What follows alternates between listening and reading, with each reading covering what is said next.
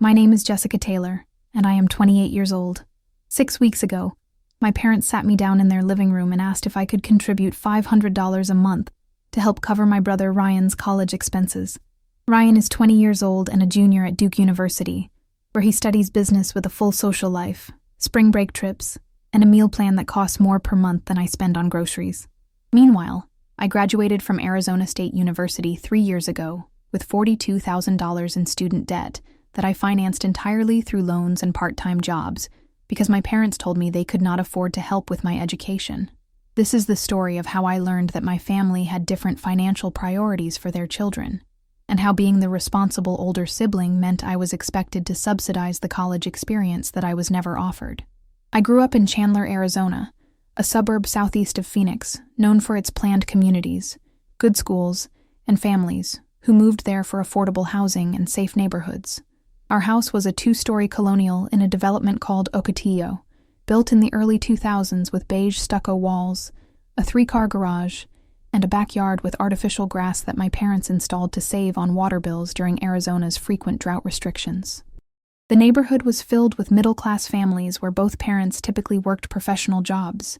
Most kids expected to go to college, and most families made financial sacrifices to help make that happen. At least, that was what I thought, until I started applying for colleges during my senior year of high school, and discovered that my parents had very different financial expectations for their children's education. My father, Michael Taylor, worked as an operations manager for a logistics company that handled shipping for retail stores throughout the Southwest. He had been with the company for 15 years and earned a steady salary that allowed our family to live comfortably without being wealthy. My mother, Lisa Taylor, worked as an administrative assistant at a dental practice, a job she had held for over 10 years, and genuinely enjoyed because of the regular hours and friendly work environment. Together, my parents earned approximately $85,000 per year, which was solid middle-class income for Arizona in the mid-2000s. We took annual vacations to California or Colorado, ate dinner out once or twice a week, and never worried about basic expenses like groceries, utilities, or car payments. But we were not wealthy, and major expenses like college tuition required careful planning and financial sacrifice. When I was a junior in high school, I started researching colleges and discussing options with my parents. I was a good student with a 3.7 GPA, involvement in student government, and solid SAT scores that qualified me for several in-state universities. Arizona State University was my top choice because of their strong communications program and the fact that in-state tuition was manageable compared to out-of-state or private school costs. During one of our early college planning conversations, I asked my parents how much they had saved for my education and what kind of financial support I could expect. "Well, honey," my mother said carefully, "we have not been able to save as much as we hoped for college expenses. You will probably need to apply for financial aid and maybe some student loans." "How much have you saved?" I asked, thinking they might have $5,000 or $10,000 set aside. "We have not really saved anything specifically for college," my father admitted. "Our income is too high to qualify for need-based aid, but not high enough to pay tuition out of pocket. So I will need to finance everything myself?" "You will need to finance most of it yourself," my mother said. "We can help with some expenses like books or maybe contribute a little toward room and board, but tuition and major costs will need to come from loans or scholarships." I was disappointed but not devastated. Many of my friends were in similar situations, and student loans seemed like a normal part of the college experience. I applied for every scholarship I could find, worked part-time jobs throughout high school to save money, and resigned myself to graduating with some debt that I would pay off once I started my career. What I did not realize at the time was that my parents' inability to help with my college expenses would somehow transform into an ability to fully fund my brother's education just 4 years later. Ryan was 8 years younger than me, which meant he was starting 4th grade when I was a senior in high school. By the time I was finishing college, he was in 8th grade and beginning to think about high school. By the time I graduated and started my career, he was a sophomore in high school and already talking about college plans. The age gap meant that Ryan and I had very different relationships with our parents during our formative years. When I was growing up, my parents were in their 30s and 40s, working hard to establish their careers and build financial stability. When Ryan was growing up, my parents were in their 40s and 50s, more established in their jobs and more comfortable financially.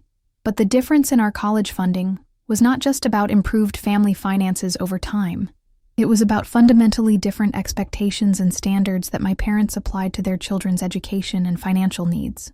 During my 4 years at Arizona State University, I worked 20 to 25 hours per week at various part-time jobs to cover living expenses while taking out student loans for tuition. I worked at a campus bookstore, tutored other students, and spent summers working full-time at a retail job to save money for the upcoming school year.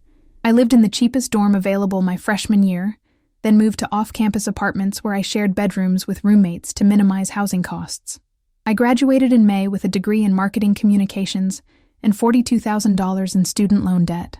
My parents attended my graduation ceremony and took me out for a nice dinner to celebrate, but there was no discussion of them helping with my loans or contributing to my post-graduation transition costs. "You did it," my father said proudly at dinner after graduation. "You worked hard and earned your degree independently. We are very proud of how responsible and self-sufficient you have become."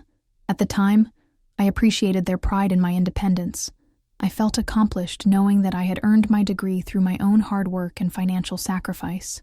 I was proud of my self-sufficiency and confident that the work ethic I had developed would serve me well in my career. I found a job 3 months after graduation, working as a marketing coordinator for a mid-sized company in Tempe. The salary was $38,000 per year, which was decent for an entry-level position, but not enough to live comfortably while making significant progress on my student loans. I moved into a studio apartment, bought used furniture, and budgeted carefully to make loan payments while covering basic living expenses. My monthly student loan payment was $415, which consumed a significant portion of my take-home pay. But I made the payments consistently, lived frugally, and gradually built a small emergency fund while gaining valuable work experience. Meanwhile, Ryan was finishing high school and beginning the college application process. Unlike my experience, his college planning conversations with our parents sounded very different from the kitchen table discussions I remembered from my own senior year. I was visiting for Sunday dinner during Ryan's senior year when the topic of college financing came up. Ryan had been accepted to several schools, including Duke University, where he wanted to study business. "Duke is expensive," Ryan said, looking at acceptance letters spread across the dining room table. "But it has an amazing business program and great networking opportunities. We will make it work," my mother said without hesitation. "Education is the most important investment we can make in your future." "How much does Duke cost?" I asked, curious about the numbers. "Total cost is about $70,000 per year," my father said. "Tuition, room, board, books, everything included." $70,000 per year? I said, shocked by the amount. "That is more than most people make in a year." "It is expensive," my mother agreed, "but Ryan has worked hard and deserves the best education we can provide." "Are you planning to take out loans?" I asked, thinking about my own experience with student debt. "We are going to pay for it," my father said. "We have been saving and planning since Ryan started high school." "You have been saving since Ryan started high school?" I asked. "When I was applying for college, you said you had not saved anything for education expenses." "Our financial situation has improved since then," my mother explained. "And we learned from your experience how important it is to plan ahead for college costs." I felt confused and a little hurt by the implication that they had learned from my experience, but had not applied those lessons to help me retroactively, or even acknowledge that I had been financially disadvantaged by their lack of planning. "So Ryan will graduate without any student debt?" I asked. "That is the plan," my father said proudly. "We want him to start his career with a clean financial slate." A clean financial slate. The phrase stuck with me because it highlighted exactly what I had not been given. I had started my career with $42,000 in debt that would take years to pay off, while Ryan would graduate from a much more expensive school without owing anything. But I tried to be happy for Ryan and proud of my parents for being able to support his education. Maybe their financial situation really had improved significantly since my college years. Maybe they had learned important lessons about educational planning that would benefit Ryan, even if they came too late to help me.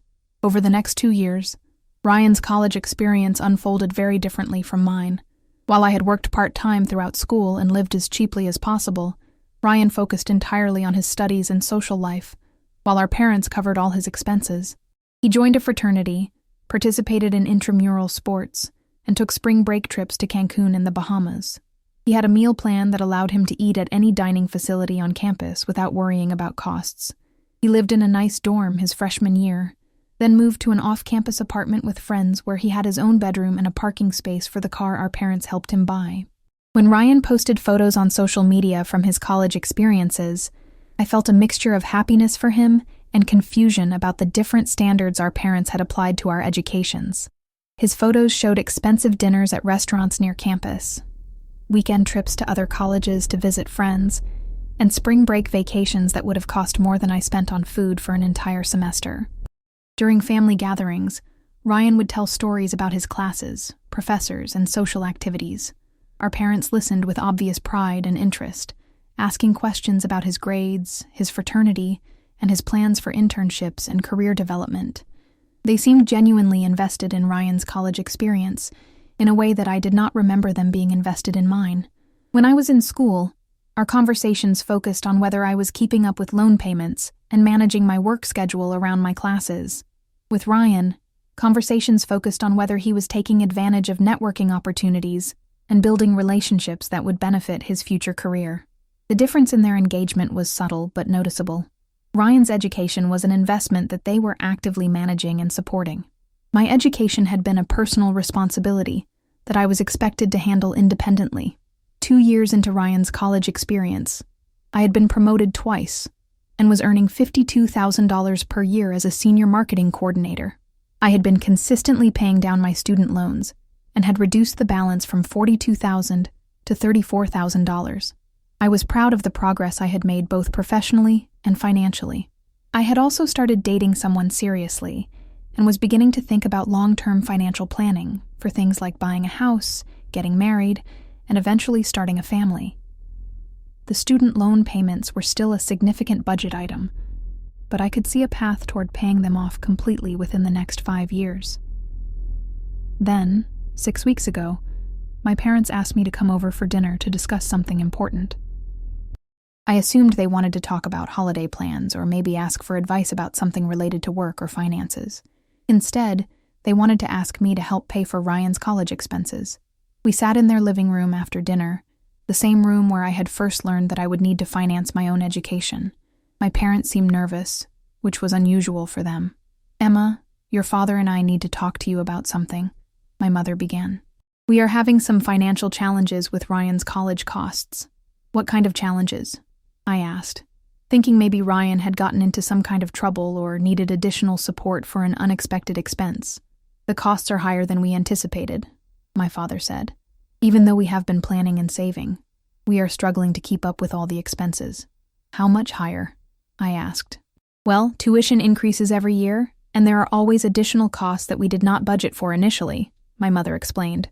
"Plus, Ryan wants to study abroad next semester, and that program costs an extra $15,000. Study abroad costs $15,000? "It is a once-in-a-lifetime opportunity," my father said. "We do not want him to miss out on experiences that could benefit his career prospects. So what are you asking me?" "We were wondering if you could help contribute to Ryan's college expenses," my mother said carefully. "Maybe $500 a month until he graduates." $500 a month? I said, trying to process what they were asking. "That is $6,000 a year." "We know it is a lot," my father said, "but you are doing well in your career, and Ryan is family. We all need to support each other." "I pay $415 a month in student loans for the education that I had to finance myself," I said. "You want me to pay $500 a month to help fund the education that you are paying for Ryan? Your situations are different," my mother said. "You chose to take out loans for your education. I chose to take out loans because you told me you could not afford to help with my college expenses. But apparently you could afford to help with Ryan's much more expensive education. Our financial situation improved after you graduated," my father said. "We were able to save and plan better for Ryan's education.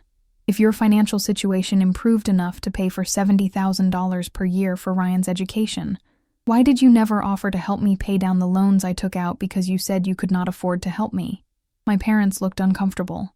"We wanted to help you, but you seem to be managing fine on your own." "I was managing because I had to manage, just like Ryan would manage if he had to take out loans like I did. Ryan's education is an investment in his future. my mother said. We want to give him the best possible start in his career. And my education was not an investment in my future. I did not deserve the best possible start in my career. Of course your education was important, my father said. But you have always been more independent and capable of handling financial challenges. So because I am capable of handling financial challenges, I deserve to face more financial challenges, while Ryan, who is apparently less capable, deserves to be protected from financial challenges. It is not about what anyone deserves, my mother said. It is about helping family when we can. When you can help family, you help family. But when I needed help, you could not afford to provide it.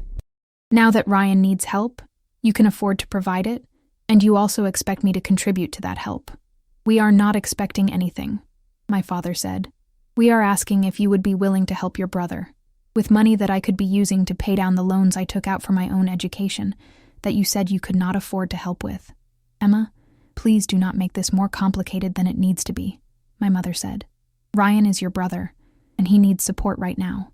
Ryan needs support for study abroad programs and fraternity fees and spring break trips. I needed support for basic tuition and living expenses, but only Ryan's needs are being treated as family priorities. That is not fair, my father said. We are doing the best we can for both of our children. You are doing the best you can for Ryan. You did what was convenient for you when I needed help, which was nothing. The conversation continued for another hour, with my parents trying to convince me that helping Ryan was the right thing to do for family unity, and me trying to understand why my financial struggles were my own responsibility, while Ryan's financial needs were a family obligation. Eventually, I told them I needed time to think about their request. I drove home to my apartment feeling confused, hurt, and angry about the completely different standards my parents had applied to their children's educational financing. That night, I calculated what $500 per month would mean for my own financial planning.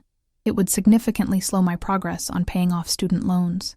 It would delay my ability to save for a house down payment.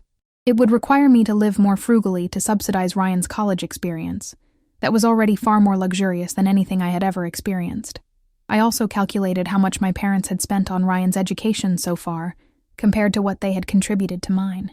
Ryan was finishing his junior year at Duke, which meant they had already paid approximately $210,000 for his education. They had contributed approximately $2,000 total to my education, mostly in the form of textbooks and occasional care packages. The disparity was staggering. Not just the dollar amounts, but the completely different approaches to supporting their children's educational goals and financial needs. Over the next few days, I talked to friends about the situation to get perspective on whether my parents' request was reasonable. The responses were universally shocked. They paid for your brother's college, but not yours. And now they want you to help pay for your brother's college, said my friend Melissa, who had graduated from college around the same time I did. That is insane. Did they ever explain why they could not help you, but they can help him? Asked my coworker James when I mentioned the situation during lunch. They said their financial situation improved, but they never offered to help me pay down my loans retroactively. And now, they want me to contribute to expenses they said they could afford. It sounds like they have different standards for their children, James said, and those standards benefit your brother at your expense. The more I talked about the situation, the more I realized that this was not just about money. This was about my parents having fundamentally different expectations for their children's financial independence and different levels of investment in their children's opportunities and success. Ryan was the child who deserved full financial support for his education, including expensive extras like study abroad programs and fraternity membership. I was the child who was expected to finance my own education and then contribute to financing his education. Ryan was the child whose career prospects and networking opportunities were family investments worth significant financial sacrifice. I was the child whose financial challenges were personal responsibilities to handle independently. Ryan was the child whose needs triggered family financial planning and support. I was the child whose needs were expected to be managed through personal resourcefulness and self-sufficiency. A week after the initial conversation, my parents called to follow up on their request. They wanted to know if I had decided whether I could contribute to Ryan's college expenses. I have been thinking about it, I said, and I have some questions before I make a decision. Of course, my mother said. What questions? First, If your financial situation improved enough to pay for Ryan's education, why did you never offer to help me with my student loans? We thought you were managing fine with your loans, my father said. You never asked for help. I never asked for help because you made it clear when I was applying for college that you could not afford to help. But apparently you could afford to help. You just chose not to offer that help to me. Emma, we cannot change the past, my mother said. We are talking about the present situation with Ryan. The present situation with Ryan is that you are asking me to subsidize the college experience that I was never offered, while I am still paying for the college experience that I had to finance myself. We are asking you to help your brother, my father said.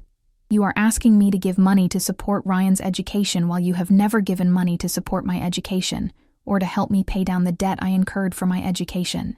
Those are separate issues, my mother said. How are they separate issues?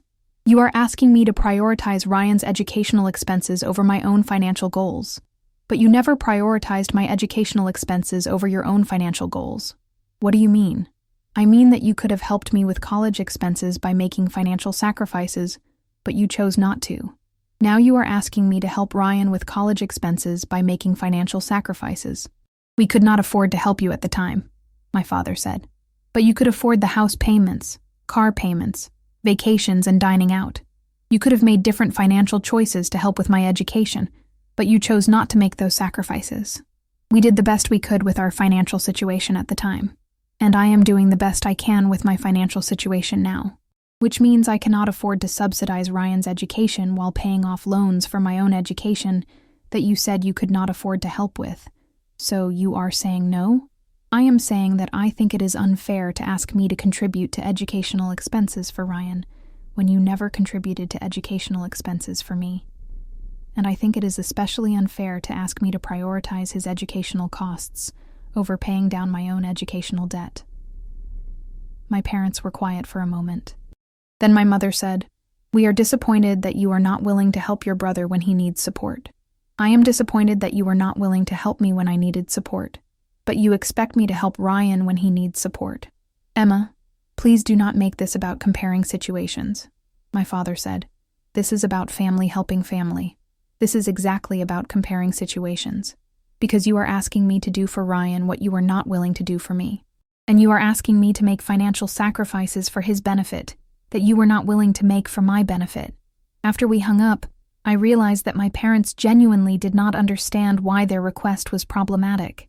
They saw Ryan's need for financial support as a family obligation, but they had seen my need for financial support as a personal responsibility. They expected me to prioritize Ryan's educational goals over my own financial goals, but they had prioritized their own financial goals over my educational goals.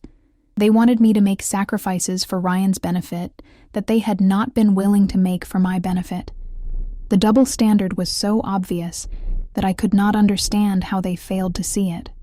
But their lack of awareness made the situation even more painful, because it meant they genuinely believed their different treatment of their children was reasonable and fair. 3 days after I refused to contribute to Ryan's college expenses, my mother called me at work. I could hear tension in her voice before she even explained why she was calling. "Jessica, we need to talk about this situation with Ryan," she said. "Your father and I are very concerned about the position you are taking." "What position am I taking?" I asked, stepping away from my desk to take the call privately. "You are refusing to help your brother when he needs family support. That is not the kind of person we raised you to be. You raised me to be financially independent and self-sufficient. I am being exactly the kind of person you raised me to be. We raised you to care about family," my mother said. "And family helps family when they can. Family helps family when they can. But when I needed help, you could not. Now that Ryan needs help, I can, but I am choosing not to, because I am still dealing with the consequences of the help you could not provide me." "Jessica, you are being selfish," she said, and the word hit me like a physical blow. "I am being selfish by prioritizing paying off my student loans over subsidizing Ryan's study abroad program. You are being selfish by letting money come between you and your brother. Money came between me and my education when you said you could not afford to help. Money came between me and my career prospects when I had to work part-time throughout college instead of focusing on internships. But somehow money is only a problem when it prevents me from helping Ryan." "That is not the same thing," my mother said. "How is it not the same thing?" Because we could not afford to help you then, but you can afford to help Ryan now. How do you know I can afford to help Ryan? Did you ask about my budget, my expenses, my financial goals? You have a good job and you live in a studio apartment. You do not have major expenses. I have student loan payments of $415 per month. I have rent, utilities, groceries, car payments, insurance, and all the other expenses of adult life. Plus, I am trying to save money for a house down payment and build an emergency fund. Those are choices, Jessica. You could choose to prioritize helping your brother, and you could have chosen to prioritize helping me with college. But you made different financial choices then, just like I am making different financial choices now. We have already explained that our situation was different when you were in college. Our situations are different, but the principle is the same. You are asking me to sacrifice my financial goals to support Ryan's educational goals. I asked you to sacrifice your financial goals to support my educational goals, and you said you could not. We never asked you to sacrifice anything, my mother said. You never asked me to sacrifice anything because you never offered me anything to sacrifice for. But you are asking me to sacrifice my financial progress to subsidize Ryan's college experience. We are asking you to help family. You are asking me to help the family member who got full financial support while ignoring the family member who got no financial support. After we hung up, I realized that my mother had called me selfish for refusing to prioritize Ryan's needs over my own financial stability. But she had never called herself or my father selfish for prioritizing their own financial comfort over my educational needs. Selfishness was apparently only a problem when it prevented me from supporting Ryan, not when it prevented them from supporting me. That evening, Ryan called me directly. This was unusual because we typically communicated through family gatherings or group text messages. Our relationship was cordial but not particularly close, partly because of the 8-year age gap, and partly because our very different college experiences had given us very different perspectives on financial responsibility and family support. "Hey, Jessica," he said when I answered the phone. "Mom said you and her talked earlier." "Yeah, we talked. She told me she thinks I am being selfish for not wanting to contribute to your college expenses." "Look, I do not want to be in the middle of this," Ryan said. "But I wanted you to know that I never asked Mom and Dad to ask you for money. I appreciate that, Ryan, but you are not exactly uninvolved in this situation. You are the beneficiary of the financial support that I am being asked to provide. I know, and I feel weird about it, but I also do not really understand why you are upset about the college money thing." "What do you mean?" "I mean, our situations were just different. You went to college when Mom and Dad could not afford to help. I am going to college when they can afford to help. It is not like they chose to help me instead of you. Ryan, do you understand that the total cost of your education is going to be close to $300,000? Yeah, Duke is expensive, but it is a good investment. It is a good investment that our parents are making in your future. They never made that investment in my future. Because they could not afford to make that investment in your future. They could not afford to contribute anything to my education, but they can afford to pay $300,000 for yours. Their income increased, and they planned better for my college costs. If their income increased enough to pay for a $300,000 education, why did they never offer to help me pay down my loans?" Ryan was quiet for a moment. "I do not know. Maybe they figured you were handling it fine on your own. I was handling it on my own because I had to handle it on my own. Just like you would handle your education costs on your own if they had not offered to pay for everything. But they did offer to pay for everything, so I do not have to handle it on my own. And that is exactly the problem. You do not have to handle anything on your own, because they protect you from financial challenges. I had to handle everything on my own, because they expected me to manage financial challenges independently. Jessica, I did not ask to be born 8 years after you," Ryan said, sounding defensive. "I did not choose the timing of when I needed college funding. You did not choose the timing, but you could choose to acknowledge that the timing worked out very favorably for you, and very unfavorably for me. What do you want me to acknowledge? I want you to acknowledge that you are receiving financial support that I never received, and that asking me to contribute to that financial support is fundamentally unfair. I guess I can see how you would feel that way," Ryan said, but he sounded like he was just saying what he thought I wanted to hear, rather than genuinely understanding the situation. "Do you actually see how I would feel that way? Or are you just trying to end this conversation?" "I see how you would feel that way, But I also think family should help each other when they can. Family should help each other when they can. But our parents helped you and not me. Now they want me to help you too. How is that family helping each other equally? It is not about equal, Ryan said. It is about helping when you can. Our parents could have helped me by making financial sacrifices, but they chose not to. Now they want me to help you by making financial sacrifices. Maybe they could not make those sacrifices when you were in college, but you can make them now. How do you know what sacrifices they could have made? How do you know what sacrifices I can make now? Ryan did not have a good answer for that. The conversation ended with him saying he hoped we could work things out as a family, which was his way of avoiding taking any position on whether the situation was fair or acknowledging any responsibility for the privilege he was receiving. Over the next 2 weeks, the pressure from my parents increased. They called regularly to ask if I had reconsidered contributing to Ryan's expenses. They mentioned how disappointed they were in my unwillingness to support family. They suggested that I was being vindictive about past differences rather than focusing on current needs. The conversations were exhausting because my parents genuinely seemed to believe that my refusal to subsidize Ryan's education was a character flaw rather than a reasonable response to unfair treatment.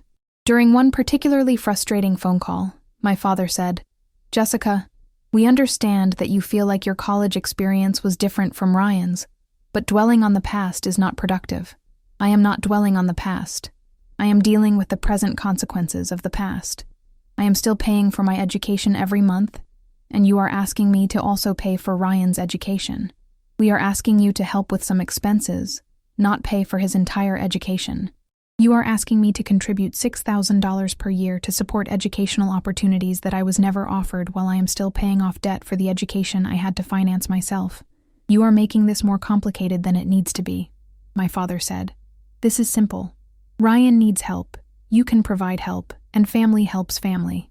It is simple when you ignore the context of how differently you have treated your children's educational needs. We have not treated you differently. We have responded to different circumstances. The circumstances were only different because you made them different. You chose not to plan or save for my education. You chose to plan and save for Ryan's education.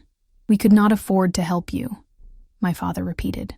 "You could not afford to help me, but you can afford to pay $300,000 for Ryan, and you expect me to contribute another $6,000 per year on top of that? Your current financial capacity is not related to our past financial capacity. My current financial obligations are directly related to your past financial decisions. I am paying student loans because you said you could not afford to help with my education. Now you want me to help with Ryan's education, while I am still paying for mine." The circular logic was maddening.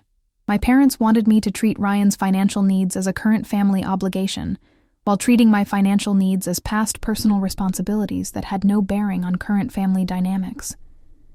They expected me to prioritize Ryan's current educational goals over my current financial goals, but they had prioritized their past financial goals over my past educational goals.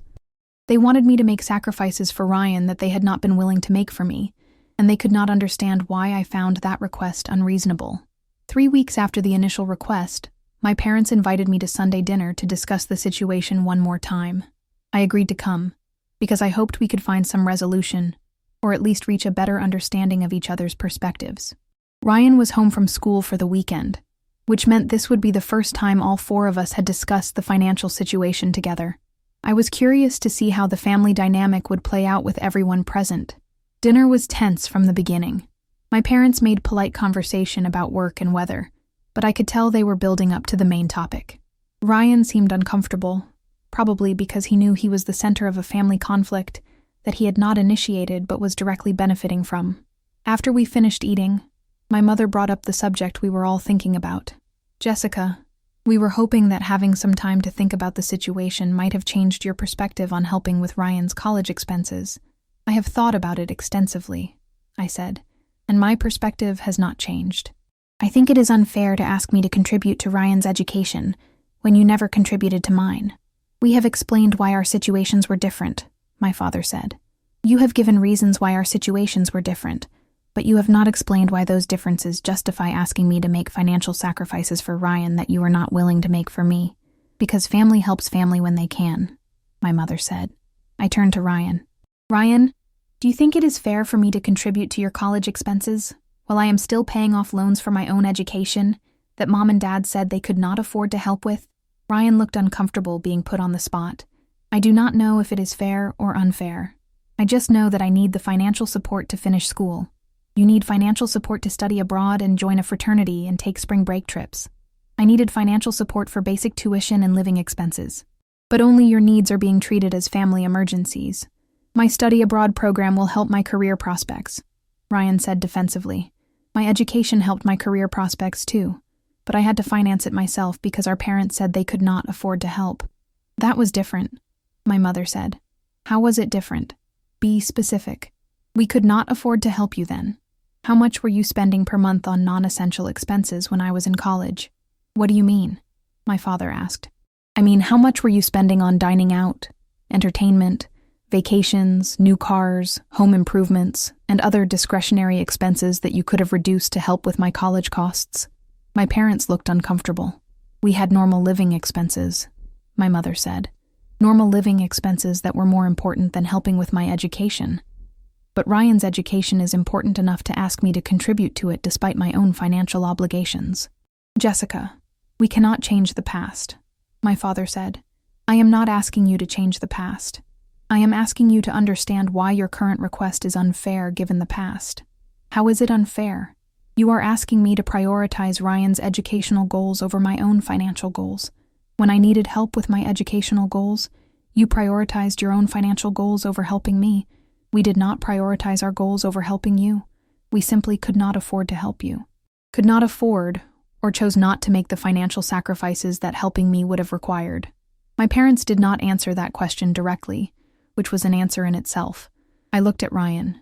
Ryan, how much do you think our parents could have contributed to my college expenses if they had been willing to make the same financial sacrifices for me that they made for you? I do not know, Ryan said. I do not know what their finances were like when you were in college. They were comfortable enough to maintain the same lifestyle they have now. They chose not to reduce their discretionary spending to help with my education, but they have been willing to make significant financial commitments to pay for your education. What is your point? My mother asked. My point is that you could have helped me if you had been willing to make financial sacrifices, but you chose not to. Now you are asking me to make financial sacrifices to help Ryan. We are asking you to help family. You are asking me to do for Ryan what you were not willing to do for me. The room fell silent. Finally, my father said, Jessica, we understand that you feel the situations are comparable, but we disagree. How are they not comparable? Because we were your parents and responsible for making decisions about our family's finances based on what we could afford. You are Ryan's sister and in a position to help him now that he needs support. So when I needed support, you made decisions based on what was convenient for your budget. When Ryan needs support, I should make decisions based on what is helpful for him regardless of what is convenient for my budget.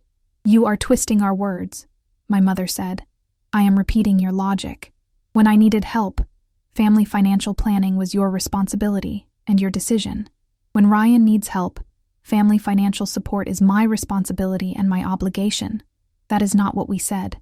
That is exactly what you said. You said you made decisions about family finances based on what you could afford.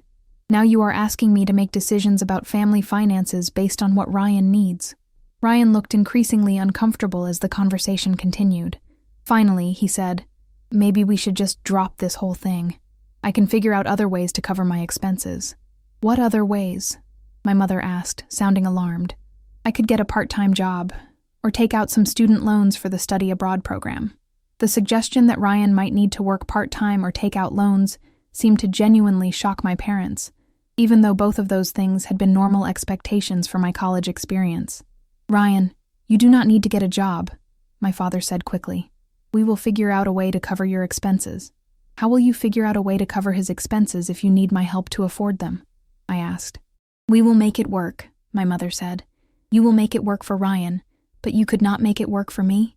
Jessica, please stop comparing situations, my father said, sounding frustrated. I will stop comparing situations when you stop asking me to provide financial support that you never provided me. You are being unreasonable, my mother said. I am being exactly as reasonable as you were when I needed financial support for my education. After that exchange, the conversation essentially ended. My parents were frustrated with my unwillingness to contribute to Ryan's expenses. I was frustrated with their inability to see the unfairness of their request. Ryan was uncomfortable being in the middle of a conflict that highlighted how differently he had been treated compared to me. As I was leaving, Ryan walked me to my car. "Jessica, I really do feel bad about this whole situation," he said. "Do you feel bad enough to acknowledge that you are receiving financial support that I never received?" "Yes, I can acknowledge that." "Do you feel bad enough to tell Mom and Dad that asking me to contribute to your expenses is unfair?" Ryan hesitated. "I do not want to make things worse between you and them. Things are already bad between me and them. The question is whether you care more about avoiding conflict or about supporting fairness." "I care about both, but I also need their financial support to finish school." And there it was. Ryan understood that the situation was unfair, but he was not willing to jeopardize his financial support by speaking up about the unfairness. "Ryan," I said, "I want you to understand something. You are learning that your financial needs are more important than fairness, and that other people should make sacrifices to support your goals even when those same people were not supported in achieving their own goals." "What do you mean?" "I mean that you are learning to expect and accept preferential treatment without questioning whether it is fair or acknowledging the cost to other people. That is not what I am learning. That is exactly what you are learning. You are learning that your comfort and opportunities matter more than equal treatment or family fairness." "Jessica, I did not create this situation. You did not create it, but you are benefiting from it without questioning it, and you are allowing it to continue, even though you acknowledge that it is unfair. What am I supposed to do? You could tell Mom and Dad that you understand why I am upset, and that you think their request is unreasonable. You could offer to take out loans for your study abroad program, instead of expecting me to subsidize it. You could acknowledge that the financial support you receive is a privilege that I never had. But I do not want to risk losing their support," Ryan said honestly. "I know you do not. And that tells me that you value your financial security more than you value fairness or your relationship with me. That is not true. Then prove it. Stand up for what is right, instead of just accepting what is convenient." Ryan did not respond to that challenge. He returned to the house where our parents would continue to support his education fully while asking me to contribute to that support, despite never having received it myself. 2 days later, my parents called with a modified proposal. Instead of asking me to contribute $500 per month indefinitely, they asked if I would be willing to contribute $3,000 one time to help cover Ryan's study abroad program. "We thought this might be more manageable for your budget," my mother said. "It would be a one-time contribution instead of an ongoing monthly payment." $3,000 is still a significant amount of money, I said. "And it is still asking me to subsidize educational opportunities for Ryan that I was never offered. We are trying to find a compromise that works for everyone," my father said. "A compromise would involve you acknowledging that you never provided similar support for my education and offering to help me pay down my student loans in exchange for my contribution to Ryan's expenses." "We cannot afford to help you pay down your loans," my mother said.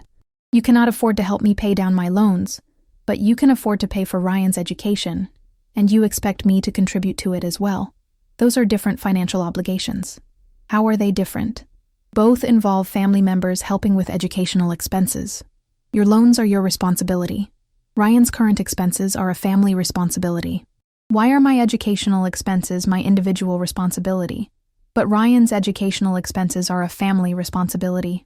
My parents could not answer that question in a way that made logical sense, because there was no logical reason for the different standards they applied to their children's educational needs. I declined their modified proposal. $3,000 was still money that I could use to pay down my own educational debt or save for other financial goals. Contributing that money to subsidize Ryan's study abroad program while I was still paying off loans for my basic education felt fundamentally unfair. My refusal to accept the compromise proposal seemed to cement my parents' view that I was being unreasonable and selfish. Over the following weeks, our relationship became increasingly strained. They stopped calling as frequently. When we did talk, conversations were polite but distant.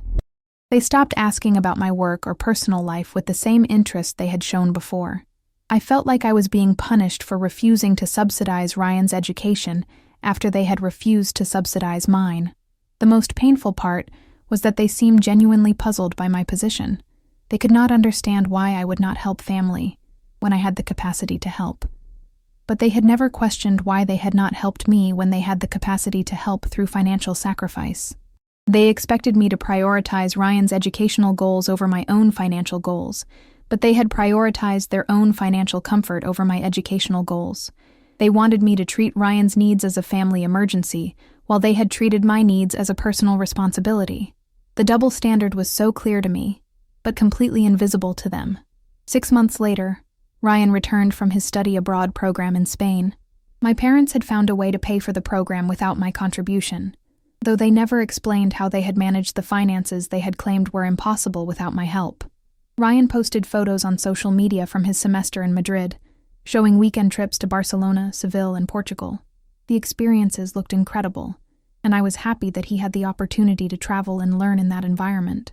But I was also aware that his study abroad program had cost more than I had spent on food and housing, combined during my entire senior year of college. At Ryan's welcome home dinner, which I attended despite the ongoing tension with my parents, Ryan thanked everyone for making his study abroad experience possible.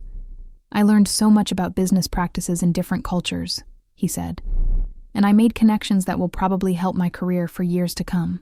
My parents beamed with pride as Ryan described his experiences and shared photos from his travels. They talked about how proud they were of his adaptability and his willingness to embrace new challenges. I listened to their pride in Ryan's international experience and thought about the very different challenges I had embraced during college. Working 25 hours per week while taking a full course load, living in shared bedrooms to minimize housing costs, and graduating with debt that would take years to pay off. Ryan's challenges involved adapting to new cultures while fully funded by family support. My challenges involved adapting to financial constraints while receiving no family support. But only Ryan's challenges were seen as worthy of pride and celebration. After dinner, Ryan approached me privately. "Jessica, I want you to know that I understand why you were upset about the money situation," he said. "Do you really understand?" "I think so. You feel like Mom and Dad treated us differently regarding college expenses. I do not feel like they treated us differently. They objectively treated us differently. You received full financial support for a $300,000 education. I received no financial support and graduated with significant debt. I know and I understand why that would be frustrating. It is not just frustrating, Ryan. It is unfair. And the fact that they asked me to contribute to your expenses while never contributing to mine makes it even more unfair." "I agree that it was unfair," Ryan said. "If you agree that it was unfair, why did you not speak up about it when they asked me to contribute to your expenses?" "Because I needed their financial support to finish school," Ryan said honestly. "So you agreed that the situation was unfair, but you prioritized your financial security over addressing the unfairness." "I guess so. Yes." "Ryan, do you understand what that taught you about how to handle unfair situations that benefit you?" "What do you mean?" "You learned that when you benefit from unfair treatment, the right thing to do is stay quiet and accept the benefits, rather than speaking up about the unfairness." "I never thought about it that way. Think about it now. You understood that I was being treated unfairly, but you chose not to risk your own position by advocating for fairness." "I should have said something," Ryan admitted. "You should have, but you did not, because protecting your own interests was more important than protecting fairness or your relationship with me. What can I do about it now? You can acknowledge to Mom and Dad that their request was unfair and that you should have spoken up about it at the time. What would that accomplish? It would show that you care more about doing what is right than about avoiding uncomfortable conversations." Ryan promised to think about it, but I doubted he would actually follow through. Speaking up now would require acknowledging that he had benefited from unfair treatment, and most people are reluctant to jeopardize their advantages even when they know those advantages are undeserved. A year later, Ryan graduated from Duke University with a degree in business and no student debt. My parents threw another celebration party, invited extended family and friends, and spent the evening talking about how proud they were of Ryan's achievements and how excited they were about his career prospects. I attended the graduation party and listened to speech after speech about Ryan's hard work, dedication, and bright future. No one mentioned the $300,000 in family financial support that had made his debt-free graduation possible. When people asked about my own career and achievements, the conversations were brief and polite before attention returned to Ryan and his graduation celebration. I realized that night that my family had created a narrative where Ryan's achievements were the result of his personal excellence, while my achievements were simply normal progress that any competent adult should make. Ryan's debt-free graduation was celebrated as evidence of his success. My debt-financed graduation had been treated as a standard milestone that required no special recognition. Ryan's career prospects were exciting family developments worth group discussion and support.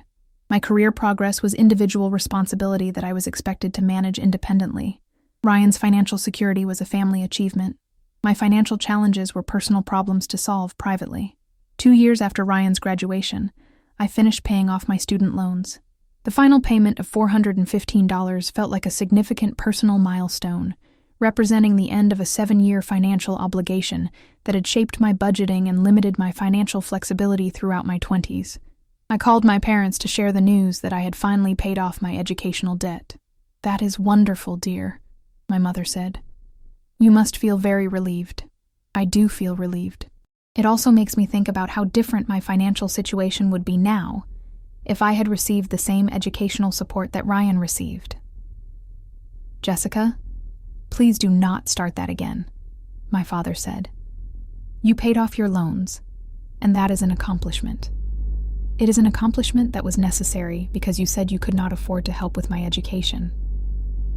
Meanwhile, Ryan started his career with no educational debt because you could afford to pay for his much more expensive education. "Different circumstances, different times," my mother said dismissively. "Different standards for different children," I replied. The conversation ended there because my parents were not interested in acknowledging the unfairness of how they had handled their children's educational financing.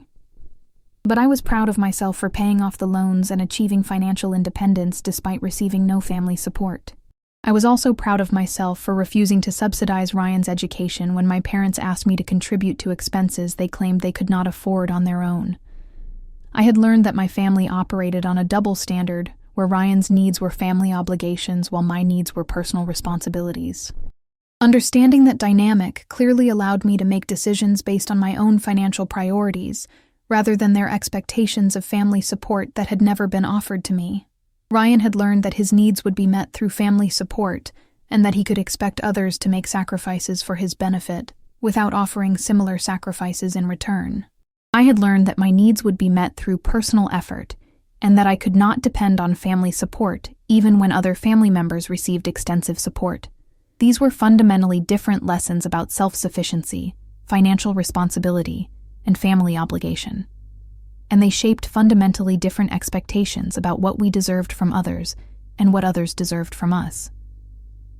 The college financing situation had revealed those different standards clearly, and understanding those standards helped me build a life based on relationships where support and sacrifice were mutual, rather than one-sided.